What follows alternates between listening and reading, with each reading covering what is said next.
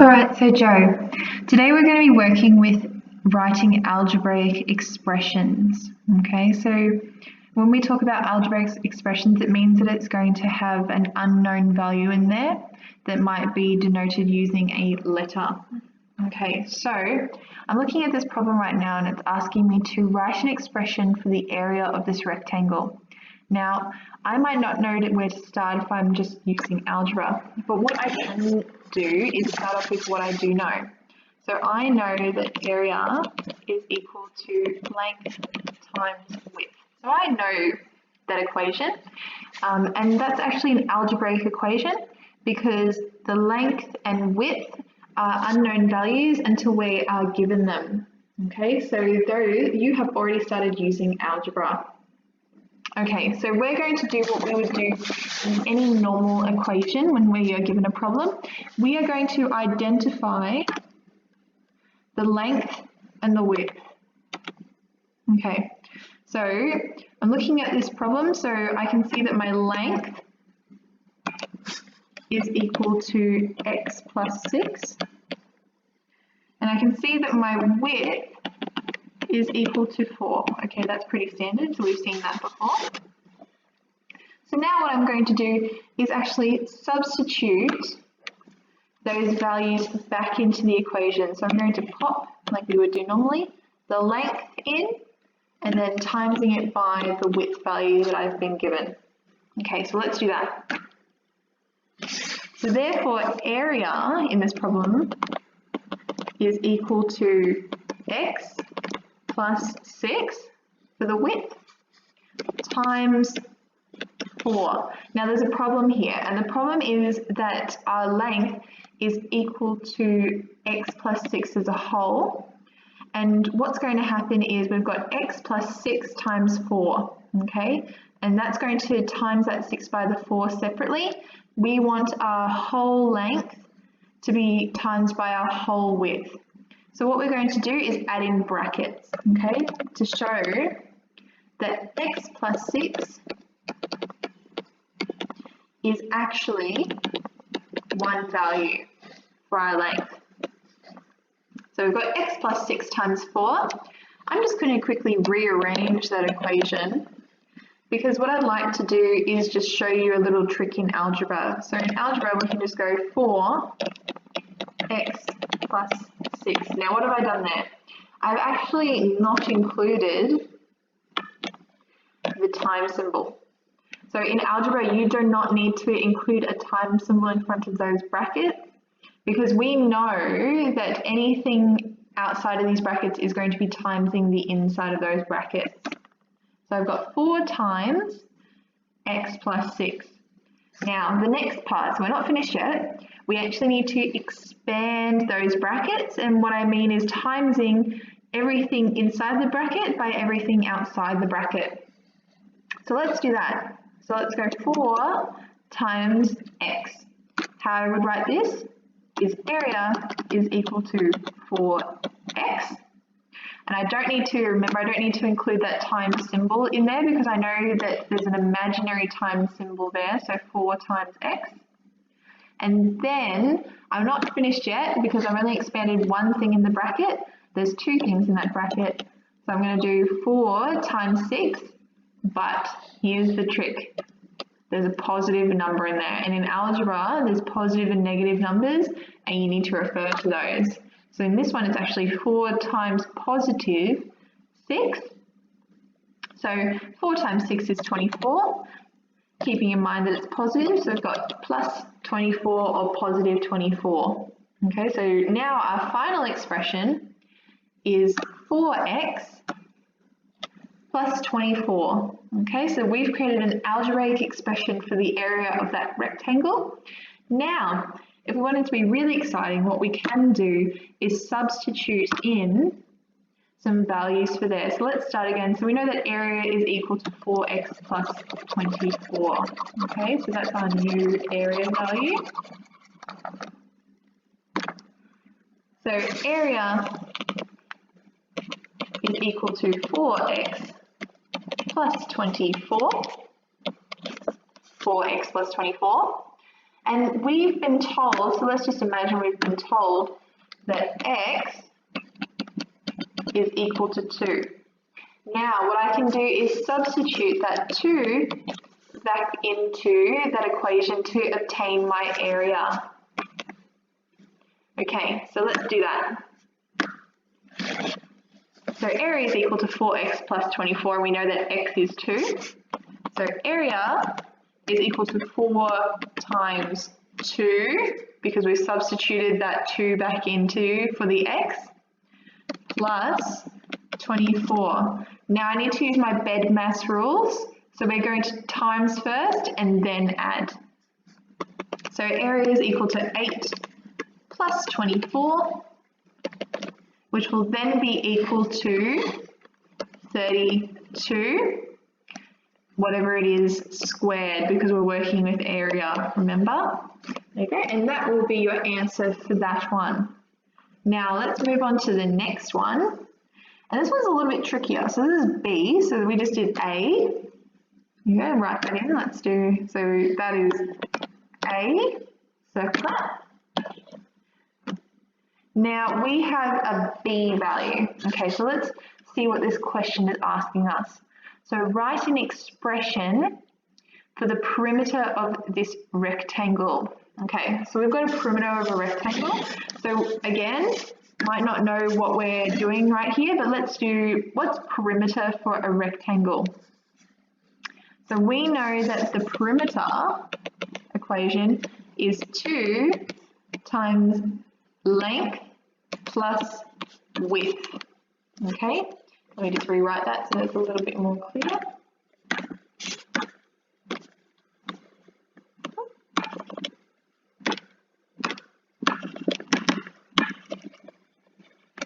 Perimeter is equal to 2 length plus width. Okay, so that's the formula that we know already. So let's go ahead and substitute in the values that we've been given. Okay, so let's find our length. Okay, so length is equal to x plus 3, and our width is equal to x. Oh, okay, so there's 2 in there now. That's pretty interesting. So let's go back and let's go, okay, so we're still substituting in. So perimeter is equal to 2. There you go.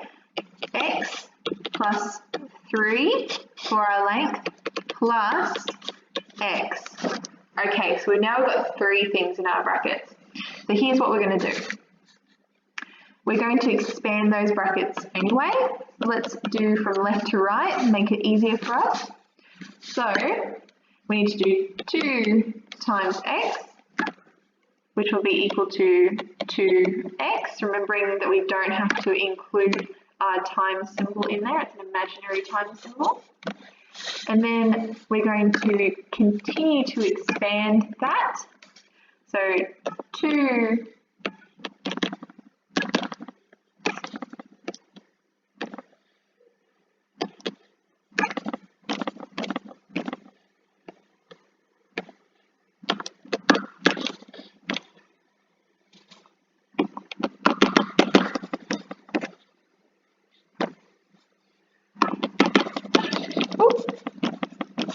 Sorry, Joe, stop working for me for a second.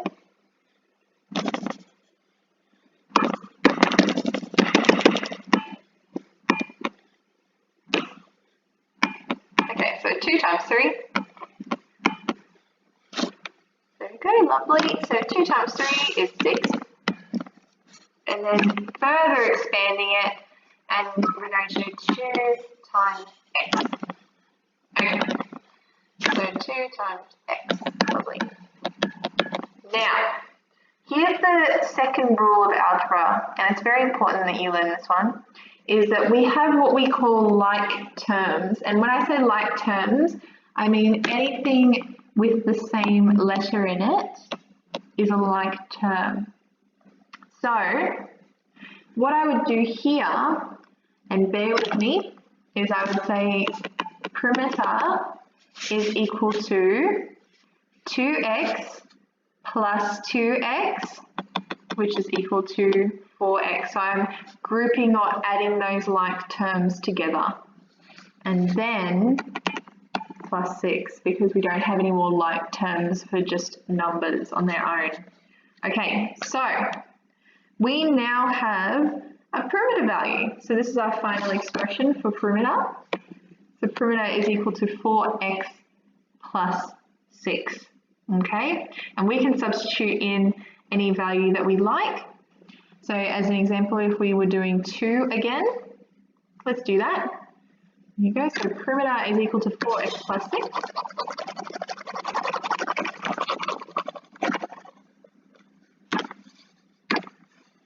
So perimeter is equal to 4x plus 6. And we've been given the value that x equals 2. So let's just go ahead and substitute in that value again. So perimeter equals 4 times by 2 plus 6. Okay, so using our BEDMAS rules again, so we're going to do the times and then the plus.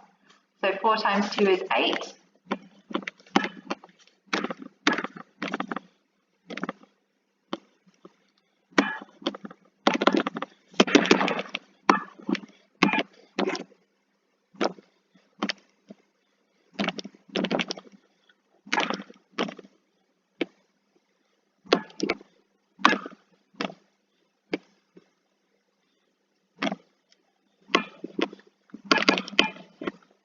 When it wants to work for me, of course.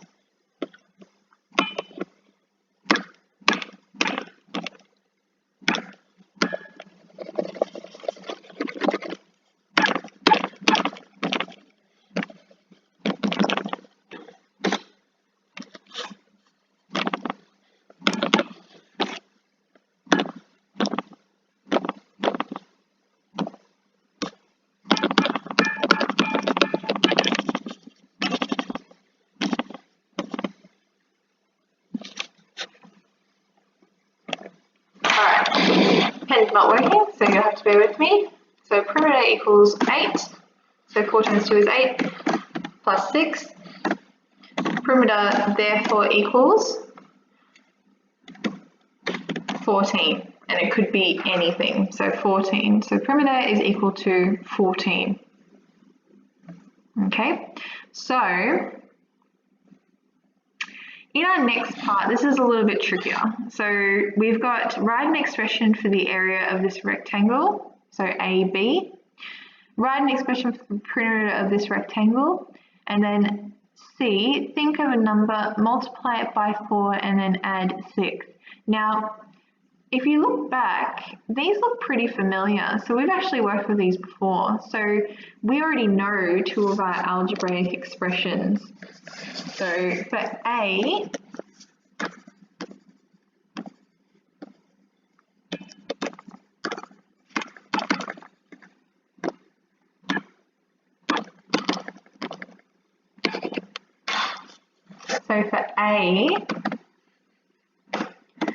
our algebraic expression was 4x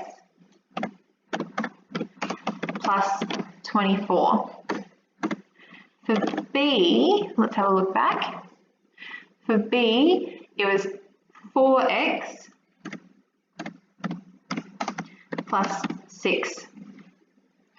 Okay, so now what this question is asking us to do is think about turning a word equation into an algebraic expression. So let's think of a number. So when it asks us to think of a number, it's asking us to think of any number. So we can actually denote any number as x. We need to multiply that number by 4. So in algebra, again, we don't need to add that times in there. So we're going to go 4x and then add 6. All right, so that's our C.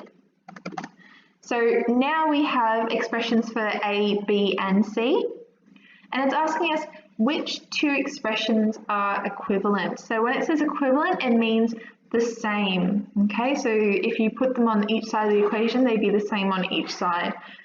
So we can actually tell that C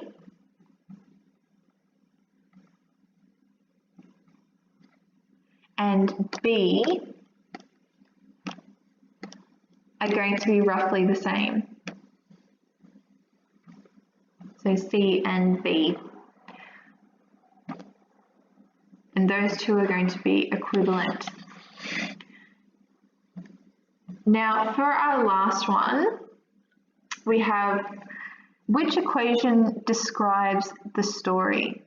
So let's read through the story first together. So a pencil costs $2 less than a notebook. A pen costs 3 times as much as a pencil, and the pen costs $9. Which of the 4 equations opposite describes this story? Now, one of the great things about algebra is that we can actually look at, so if I wanted to draw on this, which I do want to do, but it's not going to let me. There you go, so let's look at this together. So let X represent the cost of a notebook, so it's already given us that. So this X here, so this one here, and this one, and this one, and this one, all represent the cost of that notebook. Now, what we will notice is that we've been given something that's very similar on one side of our equation. Now, this is an equation, and it's different to an expression because it has so it has the bridge there, so it has that equal sign. So an equation will always have an equal sign. So we've been given something that's very similar on one side, haven't we? So we've been given a 9 on one side of our equation. So let's underline that 9. Okay, so we've got 9s on each side of our equation. And so we know that the pen costs $9. Okay, so that must be representing the pen on one side. So we have our equal sign, and we need to make sure that we have the expression on the other side. So a pen costs 3 times as much as a pencil. Okay, so we've got that 3 in there. So costs 3 times as much as a pencil. Okay, so we need to pick the ones that have the 3 in there. So 1, 2, and 3. So we're ruling out B already. So let's cross out that B because it doesn't have that 3 in there. Now the next part that we need to look at is costs 3 times as much as a pencil. So how much does a pencil cost? So a pencil costs $2 less, let's underline that, $2 less than a notebook. And we know that that notebook is going to be equal to X, okay? So what we're looking for now is ones that have that 2 less than the notebook, which will be X, or X take away 2. Okay, so let's have a look. Okay, so A doesn't have it, so we'll cross out A.